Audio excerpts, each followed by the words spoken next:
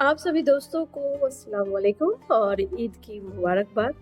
हाँ दोस्तों, तो आइए आज इस ईद के मुबारक मौके पर सुनते हैं मेरी स्वरचित चंद पंक्तियाँ, जिसका शीर्षक है दुआ।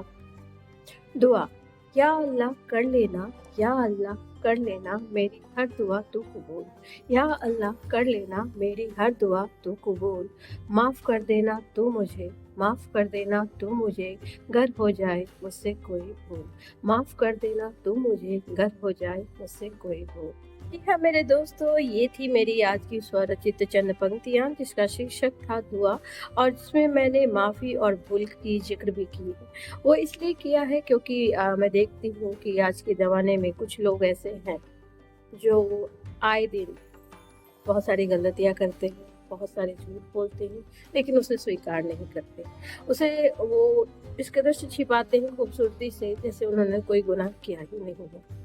तो मैं दोस्तों, मैं आप सबसे ये कहना चाहूँगी कि माफ़ी यदि आप माँग लेते हैं, तो माफ़ी माँग लेने से कोई भी इंसान बड़ा या छोटा नहीं होता। आप झूठ बोलते हैं तो अगले को आप बेवकूफ़ बना रहे हैं या अगले को आप गलत ठहरा रहे हैं और खुद को सही ठहरा रहे हैं।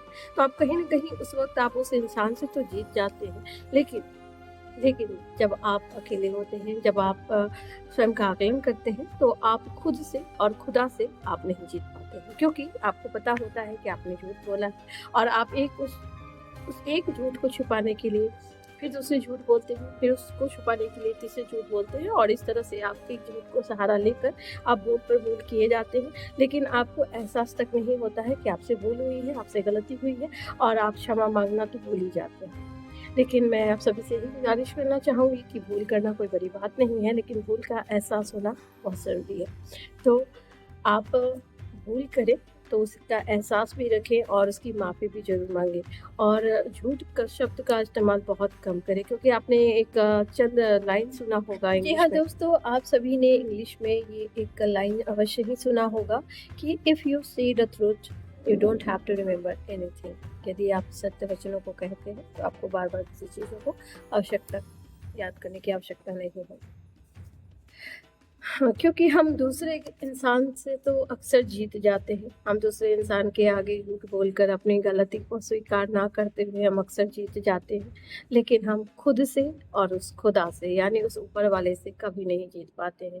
क्योंकि हमारे द्वारा बोला गया झूठ, हमारे द्वारा की गई भूल, और वो हमें किसी न किसी रोज़ किसी न किसी तरीके से हमें एहसास ज़रूर कराती है।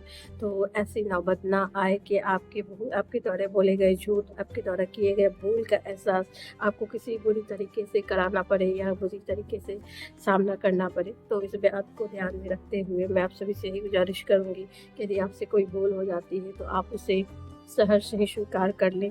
आप उसे स्वीकार कर माफ़ी ज़रूर माँग लें, क्षमा याचना ज़रूर कर लें उस इंसान से, उस व्यक्ति से, ताकि भविष्य में आपको इसका खामियाज़ा ना भुगतना पड़े। क्योंकि आप सभी को पता है कि हम जैसा करते हैं, हम वैसा भरते हैं। तो इसलिए क्षमाशील रहें, क्षमा प्रार्थी भी रहें, और कोशिश करें कि ना झूठ बोलें और ना ही ऐसी कोई गलती करें जिसका खामियाज़ा हमें भुगतना पड़े। तो आज के लिए बस इतना ही। वैसे ना को दीजिए अब इजाज़त। खुदा हाफ़िज़।